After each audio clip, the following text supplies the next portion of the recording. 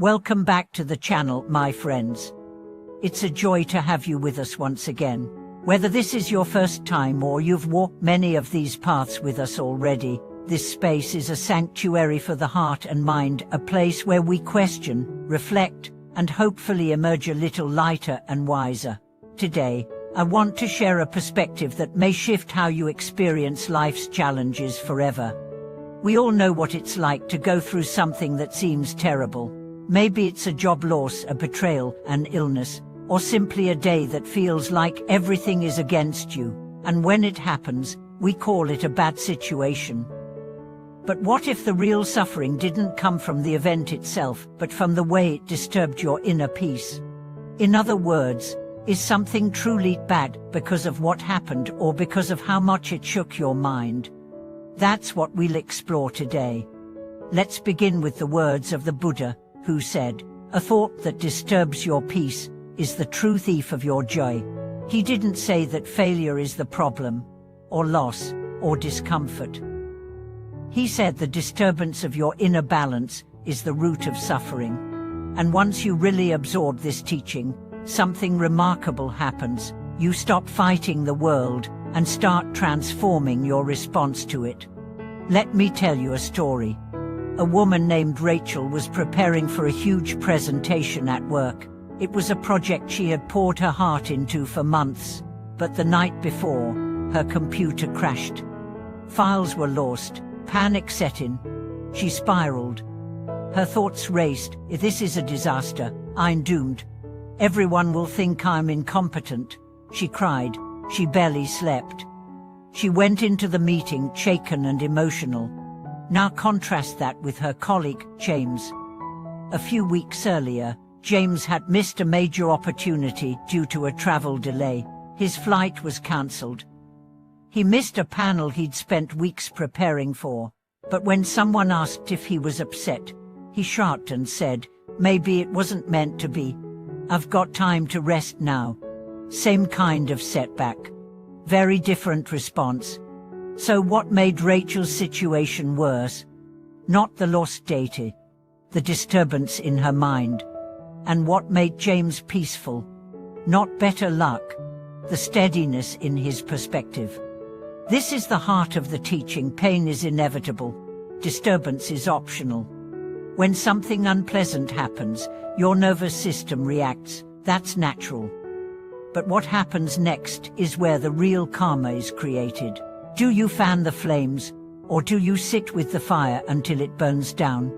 So many of us assume that life is either good or bad based on results. But what if the real definition of a bad thing is simply this? Anything that steals your peace. An argument with your partner isn't bad because you disagreed, it's bad because you let it poison your heart for days afterward. A rejection isn't bad because someone said no, it's bad because you let it redefine your worth. A delay isn't bad because your plans changed, it's bad because you let impatience rot your spirit. And here's the miracle. Once you understand this, you gain your power back. You can't control the world, but you can control how much of it you allow to disturb your mind. Imagine a pond. When the water is still, it reflects the moon perfectly. But when the wind stirs it, the moon disappears. The moon hasn't moved. Only the water has. Your mind is that water. The world is the wind. The moon is your wisdom. Stillness brings clarity. Reaction creates distortion. So the work isn't to stop the wind, it's to stabilize the water. This doesn't mean you suppress emotions. It means you witness them without being drowned by them. A monk once told a student, "You don't trust every thought that screams inside you. Some are just echoes of fear pretending to be truth." I want to pause here and ask you a question. What are the situations in your life that you call bad? Are they bad because of what happened or because of what they stirred in you? And more importantly, could those same situations become your greatest teachers if you allowed them to? A woman who lost her job told me, "It was the worst thing and the best thing that ever happened to me. I finally started painting again." I finally faced how exhausted I'd been. I finally remembered who I was before I became who I thought I had to be. That's not just optimism. That's transformation. And transformation always begins with a shift in perspective. Let's now talk about how we can develop the awareness to notice when our peace is being disturbed and what we can do about it. The first step is simple but profound: pause. Not every problem needs an immediate reaction. Not every question demands an instant answer. Often, the most skillful response to a triggering moment is to do nothing for a few breaths. Just feel, just witness, just breathe. This pause creates space, and in that space, the mind calms, insight appears. You remember that your thoughts are not absolute truth, they are weather, they pass. A father shared with me once that whenever his child spilled something or made a mess, his instinct was to yell. But after hearing a Dharma talk on mindful parenting, he decided to practice one simple thing: 3 breaths before responding. Just 3. He said, I was amazed how often I didn't need to say anything. The moment would pass, my child would look up, nervous, and instead of meeting fear, she saw me smiling. That changed everything. This is what it means to protect your peace. You don't pretend nothing bothers you. You simply stop letting everything control you. And over time, you realize that many of the bad things in life were actually opportunities for you to grow in emotional resilience, compassion, and wisdom. Let me give you another example. A woman going through a divorce once said to me, "It was the most painful experience of my life, but it forced me to get to know myself again." I realized how much I had abandoned my own needs for years. I started journaling, hiking, reading spiritual texts. I'm still sad sometimes, but I'm also free. Was her divorce a failure? Or was it the start of her awakening? This is what the Buddha meant when he taught that suffering is not the problem attached one to our expectations is. We suffer not because life is hard. We suffer because we expect it to be easy. We suffer not because people leave. We suffer because we thought they'd stay. We suffer not because we fall. We suffer because we believed we were immune to falling.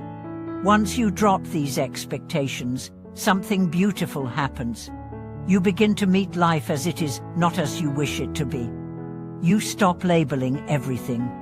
You stop dividing life into good and bad, success and failure, gain and loss.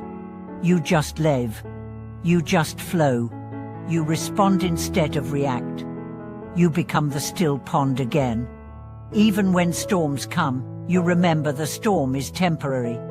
The sky's still there. In Buddhism, this inner balance is called equanimity. It doesn't mean you become cold or indifferent. It means your peace is no longer hostage to your circumstances. You can feel joy without clinging. You can feel pain without collapse. You can face change without panic. A man once came to a meditation center, overwhelmed with grief after losing his wife. He said, "I can't let go. It's like the pain defines me now." A teacher gently replied, "You don't need to let go of her. You need to let go of your resistance to the pain. Let the pain be here. Let it move, let it teach." In time, the man began to meditate. Not to escape grief but to make space for it. He stopped labeling it as bad. He started to see it as love in another form. That's the shift. That's the power of accepting disturbance without being destroyed by it. So the next time something unexpected happens, pause. Before reacting, ask yourself, is this thing truly bad or is my mind just unsettled? Breathe. Feel your feet on the floor. Come back to now. And remember, nothing can steal your peace unless you hand it over. You are not the storm. You are the sky it passes through. Thank you for walking with me through this reflection. If this message helped you see your life differently, even just a little, please share your thoughts in the comments. What recent experience shook your mind, and how did you respond? What can you do differently next time? If you haven't already, subscribe to the channel, like this video, and share it with someone who might need this reminder. Peace is not about what happens to you, it's about how you meet what happens. Thank you for watching this video.